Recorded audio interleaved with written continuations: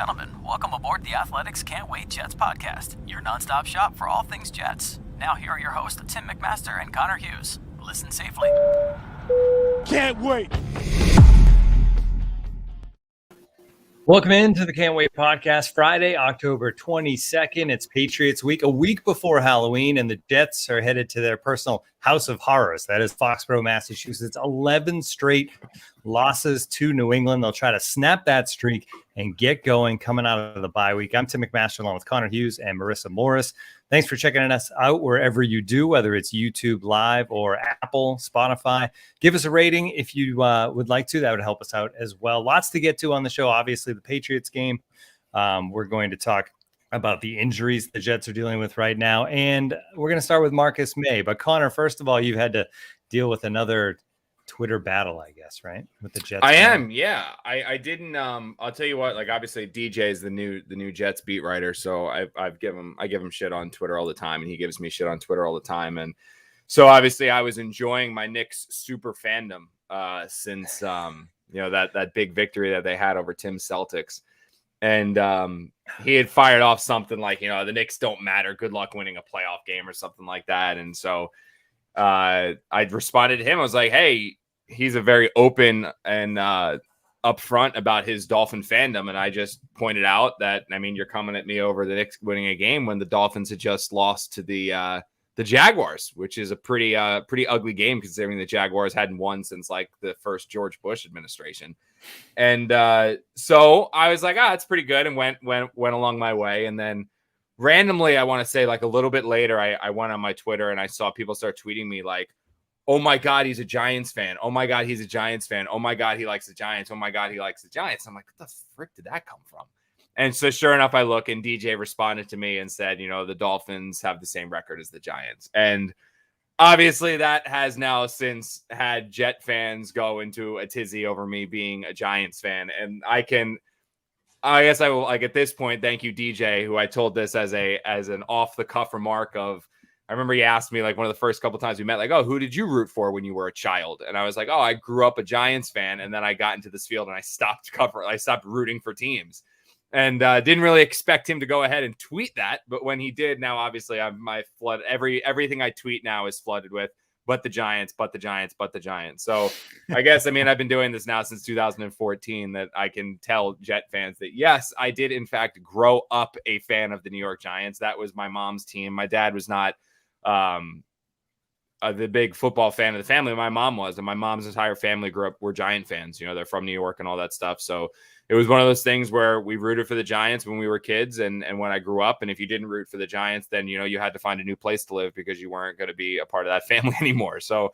I grew up as a kid. I rooted for them as a kid. But one thing that I will say, and I've said this over and over and over again, that when you enter this field and when you are in this field year after year after year after year, you do lose any semblance of fanhood. You don't root for teams anymore. You don't root for games anymore. You don't go searching through, what are the Giants doing? What are the Giants doing? What are the Giants doing? Last Sunday was the Jets bye week, and I didn't watch a minute of the Giants-Rams game. I played a round of golf, and then I turned on Red Zone and watched whatever the best games were on Sunday. You just lose that fandom. The teams you honestly end up rooting for, the teams that players are a part of, or people that you've met in this field are a part of. Like, I'll watch the Buccaneers because I know Todd Bowles is over there and Casey Rogers. I'll watch former players that I covered that I had good relationships with. I'll watch where they go and watch those games. Or, as you guys know, I am a big, big fan of the line. So whatever team I have money on is the team that I will be watching. That is your true fandom, Connor. Yeah. Let's be honest. For all the haters, for all the haters out there that are going to message Connor about being Giants, he is not a Giants fan. He is a fan of the line. 100%. And I said that to Giants fan when he picks them with the points. Yeah, 100%. Which I didn't pick them this week. I actually bet the Panthers. I think Panthers are going to roll them. But what's funny is, like, I was talking to DJ about this in London, like, because he had, like, they put the Dolphins on the Red Zone channel, and he said, like, oh, do you still root for the Giants? And I was like, honestly, man, the only time I really watch the Giants is if I go home and my mom has it on, or if like my aunt and uncle are like talking about it. I was like, I still keep in touch with them because my entire family, even though I cover the Jets, they all ask me about the Giants. So like I keep in touch with like what they're doing. I'll give my opinion on them and stuff like that. But I don't like actively root for the Giants. I haven't watched a full Giants game since they had a primetime game that I bet. earlier this season. I forget when it was, but like I watched that one, but that's the only game I've watched. I mean, I don't think I watched any games last year of them, like that kind of a thing. So, I mean, this whole like, oh my God, you're a Giants fan. How could you? You betrayed me. Like, look, yes, I was a Giants fan when I grew up. I was a Giants fan in high school. When you enter this field, and I've been doing this since 2014, so 8+ years or so, I can promise you that you lose any semblance of fanhood and you just lose. And honestly, that's how I found myself going to the Knicks and how I found myself going to the Mets, because I wanted an escape and I wanted to find that same rooting interest. So I found those teams and just kind of became rooting for them. But this whole like Connor's a Giants fan, oh my God, it's a little blown out of proportion. Yes, I rooted for them when I was a kid. That was my team when I was a kid. But I can promise you now that there is no allegiance to me and the Giants. Although I will say that my favorite player to this date, this I will come clean on. My favorite player to this date, bar none, was and is Jeremy Shockey. Like that is the guy that he made that catch in the Hall of Fame game against the Houston Texans when I was in like 3rd grade. And that, aside from when the Giants won the NFC Championship against the Vikings way back when in like 2000. And I remember watching that game with my mom when I was in, 1st grade or something like that, and thinking like football was cool, but never really went back. I was into Power Rangers and Pokemon and all that shit back then. But when Shockey made that catch against the Texans was when I was like, that was freaking awesome. And then I just became, engulfed in football. And now football is my life and my career. So that's kind of cool. But yeah, this whole like notion that Connor's a diehard Giants fan and Connor, has the Giants pulled up in the press box when he's watching it. It's just, you guys can pull that one back. Like, yeah, I rooted for him when I was a kid. I do not root for them in any way, shape, or form now. I can promise you that. If we scroll the web camera around Connor's room, you will not see a Eli Manning poster on the wall. You will not. No, you will not. No, that is very, very fair. You'll see a Knicks hat that's over there. You'll see that kind of stuff. But no, there is no Eli Manning poster on my wall. No Justin Tuck fathead. I do have like Jeremy Shockey jerseys in my mom's basement, though. Jeremy Shockey, Corey Webster was another one of my favorites. Like those guys are in the basement, though, and that's it. Like this, like yeah, that's. But thank you, DJ, for outing me, and thank you, DJ, for having me deal with this for the last 48 hours. That's been fun. I can honestly say, having covered, covering different sports over the years and teams that you grew up rooting for, similar to what you just said. Sometimes it's the worst thing as far as that goes, because suddenly you cover a team that you grew up rooting for, and you're like, you know what? There's a lot of people involved here that I don't really like this team. Bingo. You know what I mean? There's a lot of things that, yes. That it almost makes it. Like you almost end up liking back. Those teams less because you just learn too much. You get to see behind the curtain, and it's just. I was going to say it, but bad. Yeah. All right, so let's move back because I don't want to go like to what do you call it? Like who knows where your career ends up going, and then all of a sudden But yeah, that's very, very true. Like I cannot stress that enough. Bingo. Yes, that is like you figure out things, and I covered them for 2 years, the Giants, and like you figure things out, and you hear things, and you hear stories, and you're like, that's not how it was portrayed to me. That's not what it's. That's not how 10-year-old Connor saw it. Yeah, no, that's not what I thought, and now it's like all that stuff. But yeah, my allegiance lies with the line. That is the best way to describe it. All right, let's move back to the Jets. And before we get to the actual game against the Patriots, what this team has to do to make it a different result than the first time around, and Zach Wilson playing better coming out of the bye. The bigger story later in this week has been Marcus Maye, Connor, because he spoke on Thursday. He says he wants to stay. He actually said that his agent, Eric Burkhart, the tweet that went out that kind of sent a different message. He said he doesn't have control over those tweets. Obviously, he doesn't have access to his agent's phone. But at the end of the day, great, Marcus Maye wants to stay, but the two sides are far apart. Deal's probably not going to get done. It really doesn't make sense for him to stay in my mind at this point. I mean, it depends what happens the next 2 weeks. Obviously, this team wins 2 games. Who knows? You want to put the best team on the field, but it just feels like it doesn't matter if he wants to stay. The writing's on the wall. Yeah, that's pretty fair way to put it. I mean, it takes 2 to tango here, and it's not necessarily what Marcus Maye wants. It's what is best for the Jets, both in the short and long term. And yeah, look, Marcus Maye wanted to stay with the Jets. Snack Harrison wanted to stay with the Jets. Leonard Williams wanted to stay with the Jets. Jamal Adams did not want to stay with the Jets. But at the end of the day, I mean, you can't pay everyone. This is not baseball. There is a salary cap, and there's a firm salary cap. There's no luxury tax that you can pay over and just keep paying, Oh, well, we lost Connor. Yeah, Connor will be back. Tim and I will just fill here.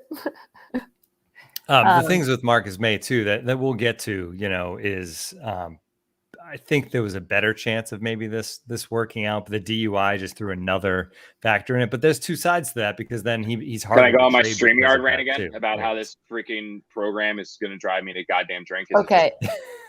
Let's just fix your microphone and then get back to it. Okay. Sorry, Marissa. Please. Sorry, Pod Mom. Should be good now. Okay, right. That's better. I was saying, like, it's not. It's going to takes two to tango. Like I said, it takes it takes both sides. It takes both the Jets and it takes both Marcus Maye, and both of these two guys need to figure out. Yeah, this is the number we're willing to come back on. And right now, Marcus Maye is asking for a number that is ridiculous. I've done some research on it. I haven't been given the okay to clear to say what that number is, but it is ridiculous. There's no like negotiating. The Jets are like, all right, here's a reasonable offer that we think you're worth. And Marcus Maye was like, give me this much. Well, Marcus Maye's representatives were like, give me this much. And the Jets were like, okay, now let's meet in the middle. And in the months since, there has been no meeting in the middle. It's been from Maye's representatives, no, let's continue to just pay me this. And the Jets like, that's not happening. And so it seems very clear right now that there's no deal that's coming. Obviously, they can't sign a deal right now. They've passed the deadline. There seems very obvious there's no deal coming in the offseason. Marcus Maye wants to test free agency. The Jets are not going to franchise tag him again. So the thought process becomes, and I wrote about this yesterday, is that do you, realizing that you're going to lose him in free agency and that you're not going to re-sign him, do you try to get something back for him now instead of playing like the conditional picks, blah, blah, blah, like get some return now, knowing you're going to lose the player in a couple of months? And if you're a contender, if you're a team that's fighting for a playoff spot, obviously you don't do that because, all right, yeah, we're keeping the player now, but he's going to help us make a run. If the Jets lose this game to the Patriots, if they lose next week to the Cincinnati Bengals, two games that they very well might lose to drop their record to 1-6, the pre-Thanksgiving Day tradition of playoff elimination is back in effect. I mean, the Jets are not bouncing back from a 1-6 start to catch the Buffalo Bills for the divisional title or make one of these 3 wildcard spots. It's just not happening. So if that's the case, trade Marcus Maye, get something back. Now, what I will add to this very quickly is that trading Marcus Maye and the value of Marcus Maye is very convoluted right now because of his off-field issues. I mean, this isn't as simple as it was 2 months ago when a team that was trading for Marcus Maye, the only thing they had to worry about was, okay, we're either now going to lose Marcus Maye in free agency or we're going to have to pay Marcus Maye. Similar to when the Giants traded for Leonard Williams from Joe Douglas. Like the Giants knew, okay, yeah, we're going to get him now for the final stretch of the season. We can evaluate him in-house. Then we can pay him or franchise tag him. Like they knew Leonard was good and they were going to figure out a way to keep him. With Marcus Maye, you not only now have to figure out what you want to pay him, you have to figure out how much you want to pay him. And now you have this legal situation that's hanging over his head because that offseason DUI, he did not report to the Jets.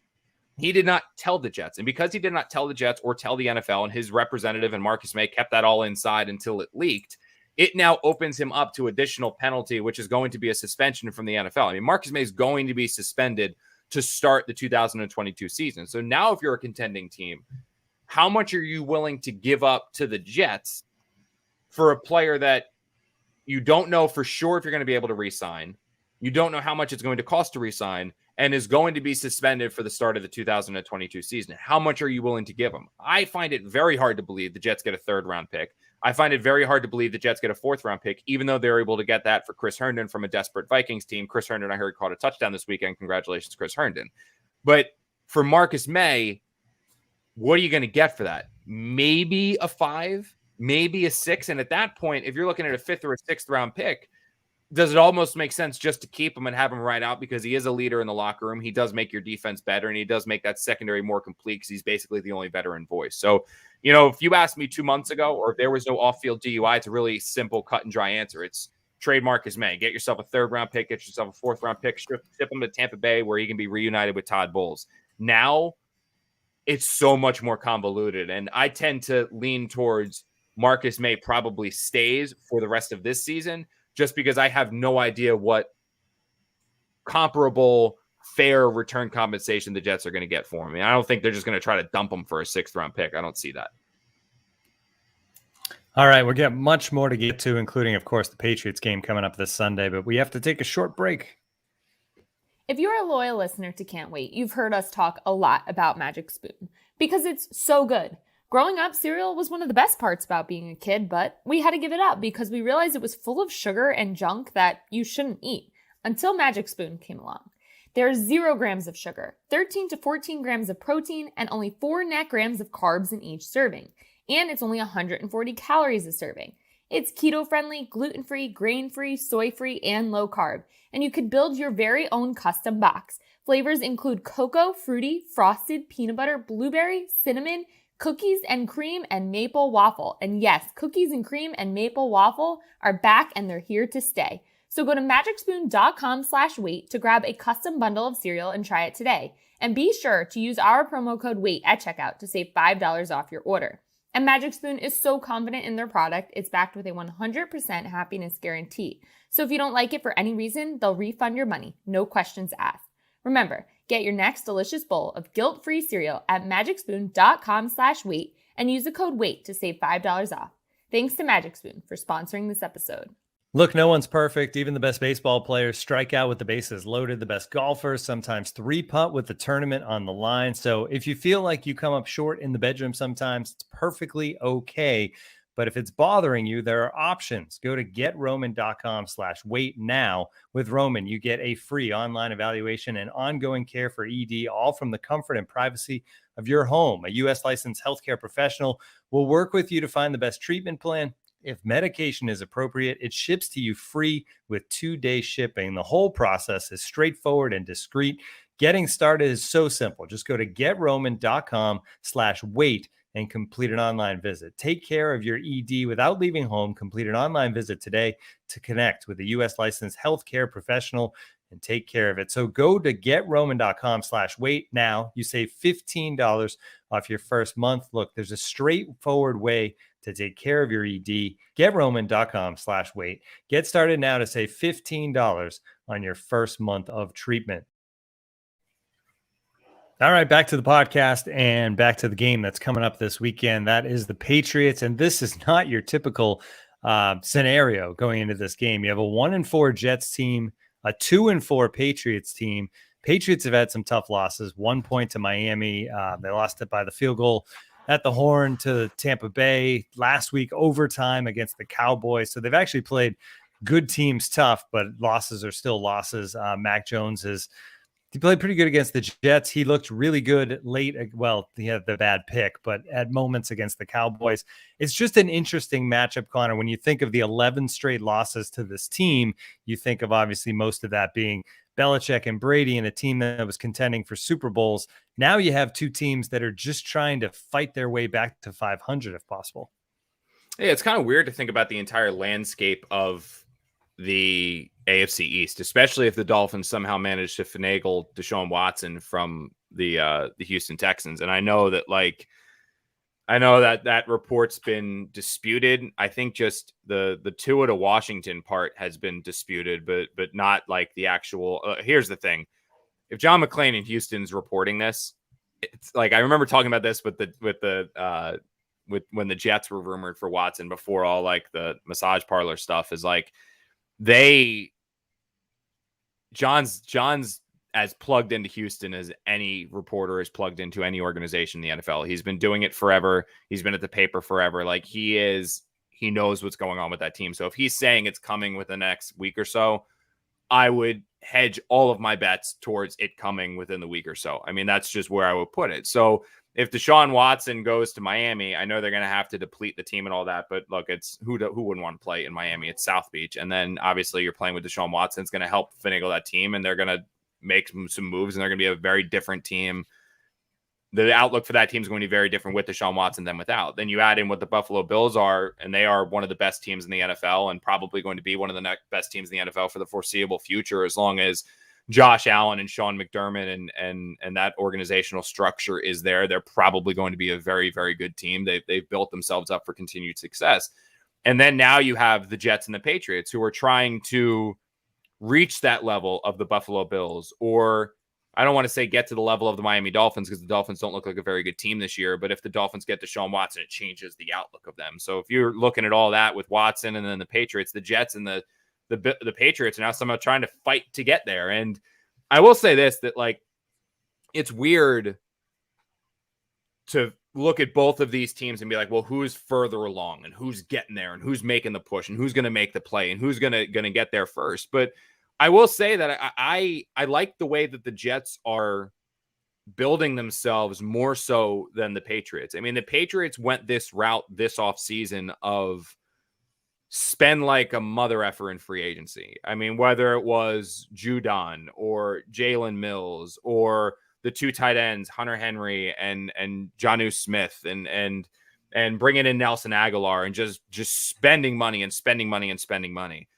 If the Patriots had gone out and traded for Deshaun Watson, or if the Patriots had gone out and gotten a veteran quarterback, or the Patriots had gone out and gotten Matt Stafford, I get the free agent approach, because you're like, all right, we've got a quarterback that can win now. Let's put the pieces around him and win now. But to make all those free agent signings and then go out there and get Mac Jones, it's almost like, well, you spend all this money, which is going to deplete your future cap space, to get players to surround a quarterback that's not ready to win now in a developmental team. Where the Jets have taken the approach of, look, we are a rebuilding team. We've got a rookie quarterback. We're building this thing through the draft. We know it's going to be short, only small little results right now. You're only going to see little flashes in the pan, but this is the long-term approach, and this is going to make us a team better for the future. Now, obviously, that's predicated on hitting draft picks, right? Because just having draft picks doesn't mean you're going to be a good team. You need to hit them. You know, the Jets roster looks a lot different if Jabari Zuniga is a contributing player, not somebody on their practice squad. If James Morgan is a contributing player, not somebody on the Panthers practice squad. If LaMichael Pirine is a contributing player and not somebody who's inactive every single week. I mean, if Denzel Mims is a player that the coaches like and is going to be out there every single week. I mean, the Jets had a ton of draft picks in 2020. They whiffed on what looks like a chunk of them. They had another bunch in 2021. Looks like they got some good players, but we'll see. And now they're going to have a ton more in 2022, but they got to hit on these picks. But the outlook of these two teams, both of these teams trying to fight back to relevancy, fight back to competence, it's fascinating to me because they took two very different approaches. The Patriots are looking to buy their team and looking to build their team by spending money. The Jets are going to let's build this team through the draft, and it's who's going to work. Well, I like the Jets approach a lot more when you're not a team that's ready to win right now, but it's predicated on them getting those picks right, and it's predicated on them spending the money right. And I will say this, Tim, and I can't remember if I wrote this or if we talked about this on the podcast. Everything kind of blends together at this point. I'm fascinated to see the Jets offseason approach this year, because we've heard from Joe Douglas over and over and over again, built through the draft, built through the draft, built through the draft. He's taken a very stingy approach to offseason, in particular free agency, in terms of, I have my walkaway number. The minute that you exceed that walkaway number or have an offer above my offer, I'm not giving it to you. It's why he went George Fant instead of Conklin. It's why he's played in the second and third tier of free agency, not getting involved in the first and second tier. He's given bigger, more substantial contracts to Carl Lawson and guys like Corey Davis and even Connor McGovern, but all of those paled in comparison to the top tier deals that were handed out to the other guys at those positions. He did that when he had the backing from ownership of Christopher Johnson, when he had the patience from ownership from Christopher Johnson, when the Jets were very much in this, yeah, if it's going to take 4 or 5 years, that's fine. It'll take 4 and 5 years because Christopher was on board of let's wait. Historically, that's not Woody Johnson. Woody Johnson is the one who wants the results now. Woody Johnson is the one who stepped in and said, even though everyone and their uncle knew Darrelle Revis was towards the end of his career, Woody was the one who stepped in and said, no, give him whatever he wants. I want Darrelle Revis back. That's Woody Johnson. Woody Johnson's the one who steps in and forces the trade for Tim Tebow. He's the one who steps in and demands they go and get Brett Favre. He's the one who isn't about the slow and steady wins the race. He's the tortoise going out, or he's the hare going out there, sprint, get to the line as fast as possible. If you fall asleep, I will fall asleep halfway there, but we'll get up and do it. That's Woody Johnson's team building approach. Right? Yeah, got it. There you go. Marissa woke up from the game yesterday to flash the Terp sign. You're talking about the tortoise, and I'm wearing a Maryland shirt with a little turtle on it. So what I'm very fascinated to see is if this season goes for the Jets the way that it looks like it's headed, 3 wins, 4 wins. Like if that's where they dabble in, God forbid 2 wins, but I think they'll get more than that. If they get to 3 or 4 wins, does Joe go into this offseason feeling a little heat? Does he go into this offseason feeling a little pressure? Does he go into the offseason hearing Woody Johnson walking behind him and seeing Woody Johnson behind him? Like, does he feel that pressure and say, you know what, we're going to be a little more aggressive in free agency? And suddenly the Jets, who are going to be armed with basically $120 million or whatever again in free agency, do they start playing in the waters that they never went in before? Are they going to vacate the kiddie pool to start making big splashes? You know, are they going to try to go get Devonta Adams? Are they going to try to make the big corner signing? Are they going to try to get the other offensive linemen? Are they going to pay above market value just to get these players in here, knowing that with free agent signings, you do get the flash. You do get the immediate jolt. You do get the immediate infusion of success to help your team start winning. Now, those stars dim when rookies end up getting brighter and brighter and brighter, but the Jets are going to eventually have to start winning games. And knowing if they're just building this through the draft, the 2020 draft class isn't really going to start playing their top ball for another 2 years. I don't think Joe Douglas has 2 years. I don't think he has 3 years, especially if the Jets only win 2 or 3 or 4 games this year. So will he change his offseason approach and do more of what the Patriots did last year? I don't know. And that's something I'm going to be watching heavily when this offseason comes around. And it's something the Patriots rarely did in the 2 decades of success, obviously. And you wonder when you look at last offseason, the Patriots were coming off a bad down season. Bill Belichick had to witness Tom Brady winning a Super Bowl with a different team. Bill Belichick's not getting any younger. I think all of that went into him saying, all right, we got to make one last run here. Let's spend. And they had the money to do it, and they did it. And we'll see. It's still early. For a quarterback, you're not going to win with a rookie quarterback. That's what I don't get. It's like if they kept Cam, right?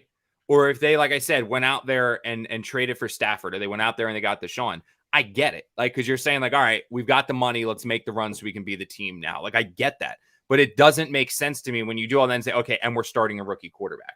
Because you're not, I mean, think about it. Like, Justin Herbert was as good of a rookie quarterback as you're ever going to see. He didn't make the playoffs. I mean, the last, like, rookie quarterbacks that I really think made runs at the playoffs, weren't they, like, Ben Roethlisberger and Joe Flacco?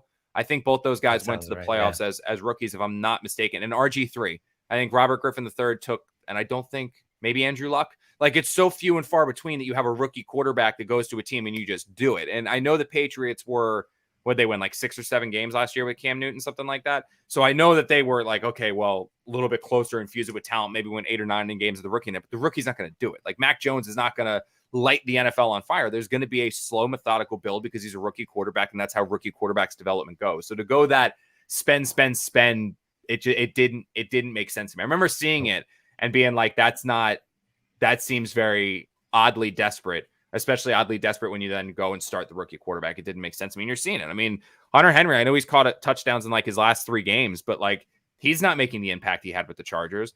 Janu Smith is just a guy. Like, he's not doing anything. Nelson Aguilar is like fine. Like I think the only player that's really that they signed that is like, you know what, he's looking pretty decent is Matt Judon, right? Because what does he have? He has 6.5 sacks this year. So Judon looks like he pieced everything together. Like, give him a lot of credit. But everyone else, those other signings, it's like, okay. Like, again, they played the Jets, and the Jets didn't lose that game because of who the Patriots signed or who the Patriots drafted. The Jets lost their first matchup because Zach Wilson threw 4 interceptions. So I know we got to talk to about him, ghost busting this weekend, but like, that's why the Jets lost the game. They ran for 152 yards in that defense. Like, the offense moved up and down the field. The defense kept Mac Jones at bay. They kept him out of the end zone. They win that game if Zach throws 1 interception, not 4. That's a fact. And it's wild to me to again, like, those 2 offseason approaches, stark in difference. In my opinion, the Jets were the right move. Like, the Jets are building this thing the right way. What I'm fascinated to see, though, is if it changes this offseason. Yeah, it'll be interesting. Patriots rankings right now, offense is ranked 24th in the league, defense 18th. It hasn't been pretty. 2-4 is the record. But back to the Jets, because they're coming out of the bye week, and we've talked about it so much on this podcast. It's been written about so much. The slow starts, the no points in the first quarter, the 13 points in the first half all season. That's what has to change, which when you're going into this game is fun because you know what, we're gonna know if something's different with this Jets team right away. It feels like what did they do in the bye week to kind of jumpstart the offense to get it going earlier in games? We're not going to have to wait long to find that out. See, this is where actually Andy Vasquez and I were talking about this yesterday.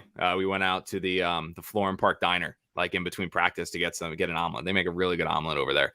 And where I live, I have no good diners in Central Jersey. Like if anyone has any recommendations, I live in Princeton. Like there's a lot. There's a lot in Somerset County.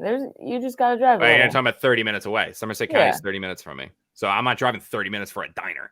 Like I'm not doing that. If I'm doing that, I'm going to Al's Airport Inn or something like that. Like that's a good spot. I like that. Like that's a dive bar. That one's fun. Like there's Rocky Hill Inn, that Rocky Hill Inn Tavern. That is my favorite place for a burger. Like that's where I'm going to go if I'm going to drive 30 minutes. I'm not going to go drive 30 minutes for a diner. But Andy and I were talking about that because the Jets have made it almost where if they don't drop like 20 points in the first half, it's going to seem like what the hell, guys. Or if they don't score a touchdown in the first half or first quarter of this game, it's like what the hell, guys. Because Robert Saleh said atop the podium in London, it is my goal to figure out what is wrong with this team. And bust my butt to figure out what is wrong with this team and move forward and fix it. And then coming out of the bye, it's, yeah, we've identified things. Yeah, we've changed things. Yeah, we figured it out. Corey Davis saying it was just mental errors. We fixed that. Zach Wilson saying, we don't have to change anything only then to then say what the Jets need to change. I mean, they basically said like, okay, yeah, but Mike LaFleur coming out and saying like, yeah, I looked at myself hard in the mirror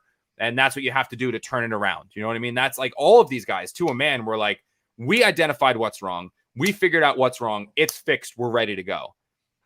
The problem is that when you think it's fixed, it reminds me of like, and sadly, I've done this many times, is like you get in a slump in golf and you go online and you go on YouTube and you watch like a million videos about, how you can stop snap hooking the ball or how you can stop chunking chips or how you can hit your irons more pure. And you watch 3 hours of YouTube videos on how to fix your golf swing.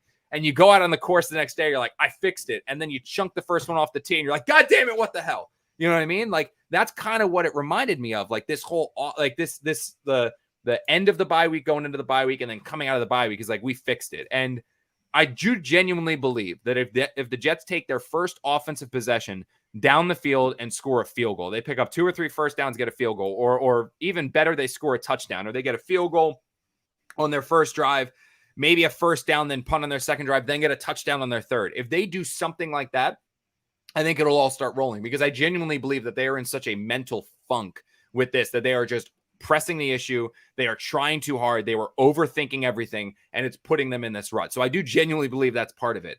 But the flip side of that coin is if the Patriots defense comes out and they force a 3-and-out on the Jets' first offensive possession, or God and forbid, the Jets go another interception.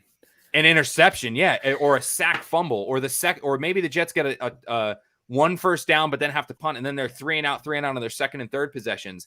It's all of a sudden it's going to be like, well, you said you fixed it, and it's the exact same. It's just, and now all the players are going to be thinking, we said we fixed it, and now we're still dealing with the same issue. Zach's going to be saying, I thought this was fine, and now it's bad. LaFleur's going to be overthinking. Now Saleh's overthinking. Now everyone on the field is overthinking, and then it starts that downward spiral again. So the Jets have almost not set themselves up to fail, but the Jets have set this up where if they don't succeed, it's going to be ugly because now suddenly every question in the post-game press conference, if the Jets lose the game and have another slow start, is you said you fixed it and it looks exactly the same. So now what? You know what I mean? Like it's tough. But I will say, like, I'm on the Zach Wilson side of this, where what Zach Wilson said, I understood, even though he said, he goes, we don't need to change much. And then he said kind of what they needed to change. What he meant was like, it's not like there needs to be wholesale changes here. Like, I think they are just overthinking. They are in such a mental funk where they are overthinking everything. They know they can do it. They know they can execute because they've done it in the second half of games. They are just now overthinking why they're not scoring. They're overanalyzing. They're overdoing. They're stressing. They're pushing the issue. And that's what's leading to drops, turnovers, random mishaps, 3-and-outs. And it's just like they just got to get back to playing confident football. They need to get back to playing comfortable. And you need to get back to not thinking so much. Honestly, I think that's it. Now, will they do it? Well, we'll see. We'll see. Yeah, and Wilson, I mean, I think as far as bye weeks go, right, and who gets helped out by a bye week, to me, rookie quarterbacks can get as much out of a bye week as anyone, right? Because it's a chance. Okay, I've played 6 games in the NFL, and man, this is hard. I got to take a step back, watch some extra film, breathe a little bit, and get back at it. I think it could be a big lift for Zach Wilson. We'll, like you said, we'll find out very early. All right, we got a little more to get to, but we first have to take another break. Reserve Bar is the online source of premium and luxury spirits, wine, and champagne. Visit reservebar.com to create the perfect home bar or have an ideal gift delivered. It's also where you'll find the best new and hard to find bottles and those celebrity spirits you've been trying to find. Reserve Bar offers the Cocktail Lounge, your online source for inspiring new cocktail recipes and the stories behind your favorite brands. I know I ordered my 2 bottles of wine on Reserve Bar. It was so simple and easy. And Connor just got his as well. He even posted photos of it on his Instagram. I'm hoping he invites me over to share them. We'll see about that. But if you want to try Reserve Bar, visit reservebar.com today and use our promo code WAIT to save $10 off your purchase of $75 or more on spirits, wine, or pre-made cocktails, but only when you use our special offer at reservebar.com with the code WAIT. That's reservebar.com and the code WAIT. This offer expires December 31st, 2021. This podcast is sponsored by BetterHelp Online Therapy. Check out betterhelp.com/jets. The best way to think about therapy is through a bunch of analogies. We get our cars tuned up to prevent bigger issues down the road.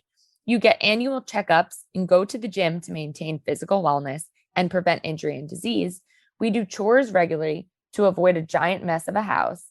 And going to therapy is like all of these. It's routine maintenance for your mental and emotional wellness to prevent bigger issues down the road.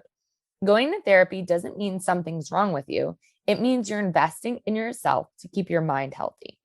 BetterHelp is customized online therapy that offers video, phone, and even live chat sessions with your therapist, so you don't have to see anyone on camera if you don't want to. It's much more affordable than in-person therapy, and you can start communicating with your therapist in under 48 hours.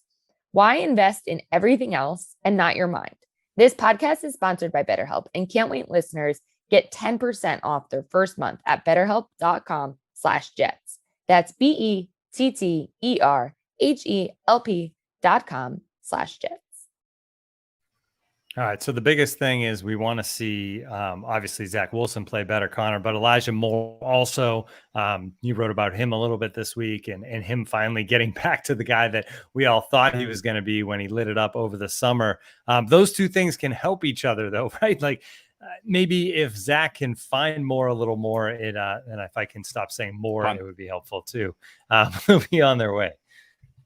Yeah. And I, honestly, man, when it comes to that, I think that it's, a lot of it is the Jets getting back to how we thought they were going to use Elijah Moore to begin with. This guy is not a pigeonholed outside receiver. I know that he made plays during training camp, which is what LaFleur said, lining up outside, that one of the things they loved the most about him was how deep he could get and the ease in which he got deep and blah, blah, blah, yada, yada, yada. But that's fine. Like, yeah, he had a hell of a training camp. He made plays. He flashed, but look at how dominant and dynamic he was at Ole Miss. Look at the way that they used him at Ole Miss. Look at the where he lined up, the way they got him the ball. I mean, they realized he was among their, if not their most dynamic, electric, wake up, Tim, electric playmakers on the field. They realized that. So they found ways to just get him the ball, because when you have a player like that, when the ball is in his hands, good things happen. You know what I mean? Like, if the ball is in his hands, more good will happen than not. And so you just design ways to get him the ball. I don't see that happening with the Jets. I see, like, I've watched the film. I see, like, Elijah Moore's open on this route. Okay. I see there are times when Elijah breaks, there was one play I know on a third down where Elijah looked like he ran the route a little too far. Zach Wilson threw it short. There was some kind of miscommunication. They bounced it to him. I know there are times where, like, he's doing his job and he drew the DPI and all that stuff. That's fine. I get it. I know that Corey Davis is a good receiver. I know the Jets are trying to get Jamison Crowder the ball. I know they haven't had the great number of plays, right? And the joke that was in my mentions like crazy was that, when Mike LaFleur said he scripts the first 24 plays of the game, I was flooded with, so the entire first half from like Jets Twitter, which cracked me up. Like, I get that. But in my opinion, Elijah Moore should have the ball in his hands 10 to 15 times a game minimum. I don't care if that's catches. I don't care if that's runs. I don't care if that's screens, because he's going to do something special with one of those 10 to 15 touches. Get him the ball, period. Like, get him the ball. And if you get him the ball, good things are going to happen. And I think that, like Corey Davis, I think is a good receiver. Keelan Cole, I think, has a skill set. Jamison Crowder is a good slot receiver. But the Jets' most explosive, the Jets' most dynamic, the Jets' most game-changing player on that offense is not Michael Carter, is not Corey Davis, is not Tyler Kroft, certainly not Ryan Griffin, not any running back or any other receiver, any other tight end. It's Elijah Moore. He is their game-changing. He is their most spectacular. He is the player that has the ability to change a game. So give him the opportunity to change the game. This pigeonholing him into an outside receiver, and I understand going through the reads. I understand he's not the guy. I understand they have this. That's fine. Start calling up more plays where he is the number one read. Start calling up more plays where the job is just get him the ball. Start making him the focal point of the offense, not Corey Davis or anyone else. Make the rookie the focal point. That didn't happen the first few weeks of the season. And I know Elijah missed a game and a half, but that didn't happen the first few weeks of the season. It should happen now. It should happen this week, and it should happen every week moving forward. And I'm fascinated to see that happen. And I think if it does, you'll see Zach start getting in a rhythm. Now, specifically with Zach and how Zach can turn it around, it's honestly, I think it's as simple as just stop making the game so hard on himself. He said it when he starts missing that throw to Tevin Coleman, when he missed the throw to Jamison Crowder, when he missed the throw to Ryan Griffin, which would have won the game against the Titans in regulation, or maybe that was overtime. I can't remember exactly. The throw that would have won the game to Ryan Griffin. The throw that would have iced the game when he against the Titans to Corey Davis. These are gimme throws. They're throws that need to be on the money. They're throws that he shouldn't think about, and he's thinking about. I think he just needs to go back to playing naturally. When you see Zach at his best, Zach is at his best when he is running around, just improvising and not thinking, just doing. He needs, and we talked about this, I think, earlier in the week. He needs to get to the point where how he plays improvisationally, when he's not thinking, just playing, letting the game come to him. That's how he also plays within the structure and the confines of the offense. And if he can do it within the offense like he does when it's off script, I think you'll see Zach take it away. And maybe this time off, and maybe these couple of days, and maybe just breathing for probably the first time in a very, very long time will do that for him. And you hope it does. And a lot of the things you can do for more, those little things to get more of the ball, are simple things, right? They're not throwing the ball 25 yards downfield. It's quick passes and getting it to him in space, which could only help Zach as well. Acts as a run game, man, because you talk about how the run game is failing, right? The Jets had 152 yards rushing against the Patriots in their first meeting. They have 218 yards in the 4 other games. I mean, they are averaging, I wrote it somewhere, they're averaging 75 yards on the ground this game, but they're actually only averaging 30-something if you remove that 152-yard outburst against the Patriots. You don't have to run the ball to run the ball. The whole West Coast scheme, the Bill Walsh old school West Coast scheme, was using short passes to replace the run game, using short passes in conjunction with the run game. So start doing that. You don't want to hand the ball to Elijah. Fine. Give him a screen, give him a drag, give him a short route. Just get him the ball at 2 yards, and then just let's see what he can't do, because a 5-yard pitch and catch works the same as a 5-yard rush. And maybe that eventually opens up the ground game. And then you see Mike Carter get going, and Tevin Coleman and Ty Johnson, and maybe that can spark that a little bit too. So we'll see. But yeah, I agree that just my thing, man, is I remember Joe Caparosa, Turn the Jets Joe, just popped up on my timeline here. And he used to have the old, when he used to sell shirts, I don't know if he still does, and it was Feed Enunwa was one of the ones that he said. And they didn't mean use Enunwa as an outside receiver instead of Brandon Marshall and just, work him in as a receiver. It was get the ball in the guy's hands because good things happen. Just give him the ball. And you saw that sometimes with Enunwa before he got hurt, where he would make a 5-yard catch and just start running guys over. And then the team gets juiced, the team gets amped, and suddenly things start rolling. Do that with Elijah. Just get him the ball, whether it's a curl, a drag, a screen, a jet sweep, something out of the backfield. He's a dynamic, explosive player. Give him the ball. And I think if you do, the rest of the offense will start falling into place and everything else will start working. All right. It'll be interesting to watch. And we'll, like you said, the beginning of that game is going to be huge. Before we say goodbye, let's do our picks quickly. Things aren't going well for me, although 2-1 last week. We don't have the full standings. I'm still tabulating those. But Connor, you're in front. Marissa's in second. I'm in third. Next week, I'll have the full breakdown of the points. But go ahead. You're also, Connor, though, already down 1 this week. I am. Can somebody else go first? I'm bringing these up. Can somebody else? Oh, why is he down? Because he bet against the Browns. Yeah, well, you know what? I also lost the freaking 100. You would have thought, oh my goodness, I don't even want to get into this. I said we have a hard out in 9 minutes, so okay. Give us your picks. Since somebody else go, I'm scrolling up to get mine. Okay, here are mine that I basically took from Shil Kapadia, our great national reporter at The Athletic. I am going, sorry, Jets fans, Patriots -7, Seahawks +4.5, and Colts +4. Seahawks. Yep. Seahawks are Gino. ship. Yeah. Gino. Yeah. All right, I'll go. Tim, you want to go? You want me to go? I'm ready now. I'll go. Okay. I get the Titans +4.5 against the Chiefs. Vegas -3 against the Eagles, and then Carolina -3 at the Giants.